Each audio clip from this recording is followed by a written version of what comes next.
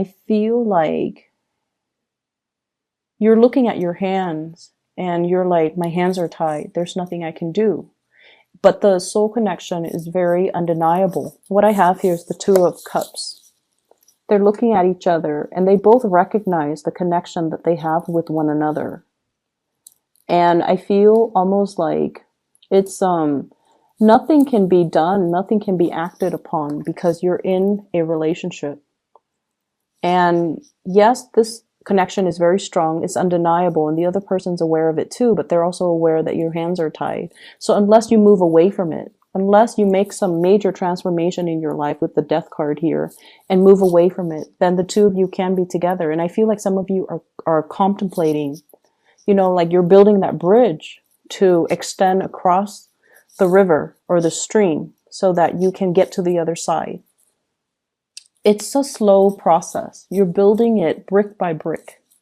It's going to take some time and you're doing it on your own. So I feel like some of you are thinking about possibly leaving a partner or leaving a marriage situation, and you're biding your time, or you're waiting for the perfect moment, or you're trying to get everything in order first before you make this transition. You're getting, you know, your finances sorted out. You're trying to figure out, where am I going to stay? Where are the kids going to go? And I feel like you might be doing it by yourself. Like you might be consulting a lawyer without your partner knowing. You might be checking your bank account, trying to talk to a financial planner in order to get the process started. And you're trying to figure out, you know, how much am I going to have to pay in child support? How much am I going to have to pay in alimony? How much is the whole, you know, court proceeding going to cost? Am I able to afford it? And things like that. So you're trying to flush out the details. You're doing the preliminary research. But I definitely feel like you've already made up your mind that you want to transition. So that's what I'm seeing. And I feel like for many of you, you have left a relationship and you're heading into another relationship. And it seems like there isn't any time at all for, you know, being on your own and healing and kind of processing everything that happened. Because I feel like one relationship left you very, very dejected. And then the next person that you meet, they kind of really uplift you. And so you're transitioning like seamlessly from one relationship to the next. And the universe is pretty much telling you to slow down, take some time to be on your own, take some time to process what happened, and take some time for you to be okay first on your own before you rush into this next relationship. They like you. They're not going to go anywhere. What I have here is the Ace of Cups. This is new love. Something that is brand new, that is being offered to you. And I have here the Nine of Cups, which basically means the person that is coming through, that is the new person, is very much close to your, it's like your ideal version of Mr. or Mrs. Right. Okay. So this is somebody that is quite significant and you feel like you can build with this person, like it's going to be there for the long haul, or you feel like you can, you know, have a family with this person. So if you feel that way, you need to make sure you come into it 100% ready. And so if you still have, you know, pains and heartache, Ten of Swords from previous relationships, or you feel like you still have attachments or emotions that are unresolved, or that you're not really sure if you're done with it yet, you need to make sure you are done before you transition, because this is something that has a lot of potential and you want to do it right. Okay. We want to do things right. I see a lot of people though. So I do see you and I do see two other people. One is the Two of Cups. One is the Ace of Cups. And we have the Hangman as well that's showing up, which basically means weighing out the pros and cons, staying in a situation possibly because of financial ties, staying in a situation because of these, they're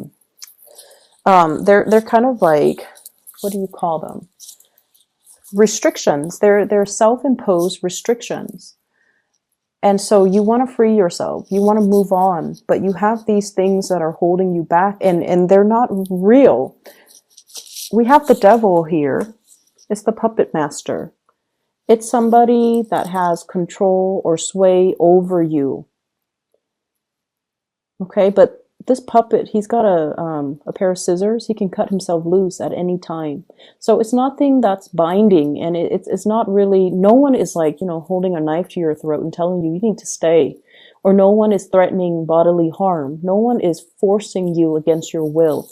And so I definitely feel like it's a situation where you're feeling like you're sacrificing your happiness for some greater purpose, for some greater goals. And for example, I feel some of you might have children, and you don't want to sever ties with your existing partner because you don't want the children to grow up in a broken home. And that's very noble. And I feel some of you feel like you're making sacrifices. You're sacrificing your happiness to provide that stable home life for the kids. You're sacrificing your new relationship so that you can, be a better, be a better parent. And that's the way you're looking at it. That's the way you justify the situation. That's the way you rationalize the situation. And once again, this can also be the person that you're dealing with. Some of you might be dealing with somebody who's in another relationship. And that's how they're rationalizing their situation. And in the meantime, you wait for them to sort out things from their end. And I feel like it's going to be quite a long waiting process. And if you're okay with that, then that's fine. But I feel like it's not going to be, a few months. I feel like it might be a few years. So if that's how they rationalize it, you might need to kind of ask yourself if the wait is okay for you. If you don't have a definitive end date, are you okay with that? Are you okay with waiting? And then likewise, if you're the one that's in the relationship and you don't have the definitive end date, is it fair to ask the other person to wait for you? Okay, so this dynamic, I definitely see like three people. I definitely see a relationship that should end. And I feel like a new relationship has the potential to be really great.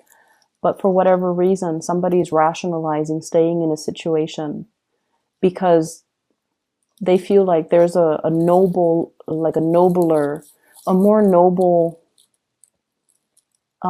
they're making a sacrifice for a noble end. And I feel like that's not really the case. There definitely is some financial entanglements between them and another person. So if their rationale is, it's for a noble cause, I think like that's a lie that they tell themselves. That's not really grounded in reality. And I keep getting this, this hangman. Somebody is saying something, rationalizing a situation, and it's not really grounded on reality. It's kind of like the lie that we tell ourselves to make the situations more, to justify a situation or to make a situation more bearable, but it's not really grounded on reality. Okay, so I definitely see some financial entanglements. That's disallowing one person to leave, and that's all it is. It has nothing to do with a noble cause or anything like that. And so let's not fool ourselves. I just feel like, I just feel like if someone just makes up their mind and leaves a situation, everything would be so much better. All the cards on the bottom row promise a lot of new beginnings and love and abundance.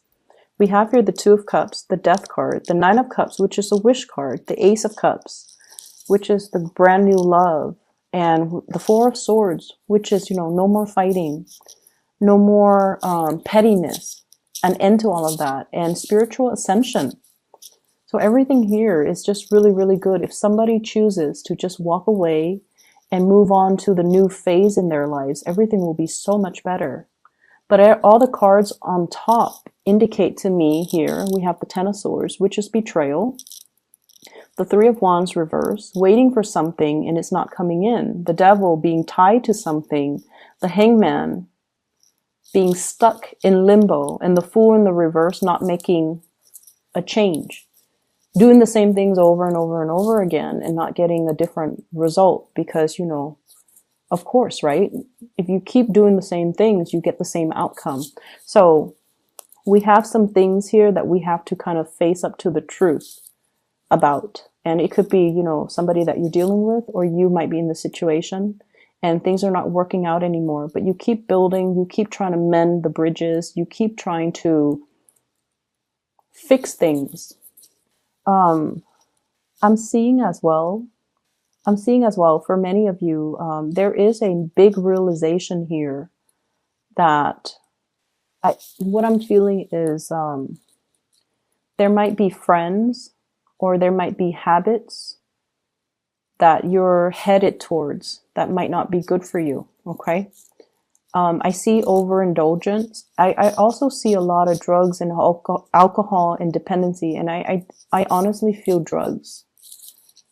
And so you could be whatever age watching this, but I feel almost like you want to be a little bit careful about who you surround yourself with. And you want to be careful about the choices that you make.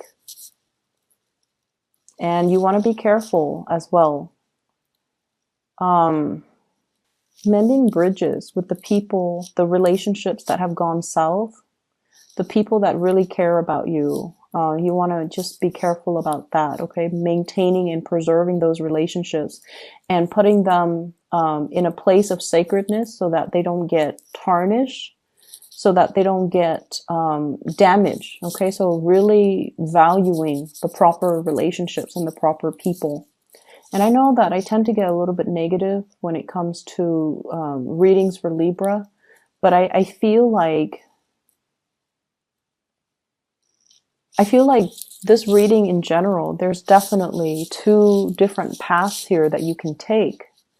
One path means letting go, letting the past go, jumping into something new, a new love relationship, a new partner that is waiting for you. And then the other path is about stagnation, and it's about, you know, toxic situations. And I feel for some of you who might be a little bit younger too, branching off with a new group of friends who care about you, rather than getting involved with these group of friends who actually get you in trouble. Okay, so that's what I'm getting here with this spread. And I really can't, you know, interpret it another way. And I feel like, you know, you have so much potential here to walk the right path. So once again, this reading might run longer than expected, but I feel like I want to get the message, why the energy is so like split right down the middle. First of all, we have here the World, and this usually denotes to me as well, you know, a sense of protection. And here's the thing, when it comes to this protection, there is divine protection where, and you know, Sagittarius, they get this because they are always divinely guided and protected. They're kind of clumsy, and a lot of the time they overestimate their abilities. And I don't know if, you know, Sagittarius are cross-watching. If you are, no offense, but Sagittarius tend to overestimate the capabilities. They overextend their time, and they're a little bit more accident prone. But they always bounce back. They always, you know, land on their feet. It's divine protection. They're divinely protected by their ruling planet Jupiter. Okay? And then I feel for many of you, there's a sense here about somebody being very sheltered. Okay? Protection coming from, not so much from the divine, but coming from a physical person. Every time you run into trouble, somebody is there to bail you out. Okay, so it's like you're living in a bubble. You're living in a bubble, and you feel like life can never go wrong, because every time something happens, somebody comes and bail me out. And obviously, this is not going to apply to everybody. It's going to apply to those select few that are dealing with this issue, because I'm asking why the energy is so split down the middle. It's like you're hitting a fork in the road and you're trying to decide on the path that you want to take, and one path will negate the other. If you choose this path where you're surrounding yourself with the wrong people and getting tempted to do the wrong things, that's what life is going to be like. Stagnation, lack of progress, okay? If you're choosing this really beautiful path, new friends, self-love, moving forward, recognizing, like mending bridges, okay? Mending the rifts between you and other people, acknowledging the mistakes that we have made to create these rifts, and then aiming to not make those mistakes in the future. I feel like it's going to allow you to reach a place of harmony. But going back to this, every time we make a mistake, somebody comes into the picture and bail us out. We don't learn. We don't learn as a result. And I feel like this is what life is about. Every time you made a mistake in the past, somebody has come and bailed you out. And so you're at this junction in your life right now, and you feel like, oh, if I take this path here, which is not good for me, at the end of the road, somebody's gonna, bail me out. And that's a fallacy. I don't think that's gonna happen. But you believe in it. And so what you do right now is very, very important, Libra. Don't let the choices that you make negatively affect the people around you. And especially, don't let the choices that people around you negatively affect your life as well. Surround yourself with better people. Surround yourself with people that really care about you. Okay? You have a lot of love here. So that's what I'm feeling. And I feel like that's why the cards are so clearly split down the middle. A lot of the times, life deals us with difficult circumstances and difficult situations, because before we were even born, we sign a soul contract. The lessons that we want to learn, the people that we want to meet, the people that we choose to be with, all of those are basically signed and created with your soul contract. And I feel like you have a lot of soulmates along the way that are trying to, they're in your life to show you a better way, to help us alleviate a situation. And I feel like you might not have realized who those people are until they're no longer in the picture. And then I also feel like, the life that you have chosen, it comes with a lot of divine protection. People protecting you, sheltering you from the negative things. But I feel like it's disallowing you an opportunity to really live your life, make your own choices, and to deal with your own consequences of those choices, because they always are there to soften the blow or cushion the fall or protect you in some way. And it's creating this false sense of security is what I'm feeling.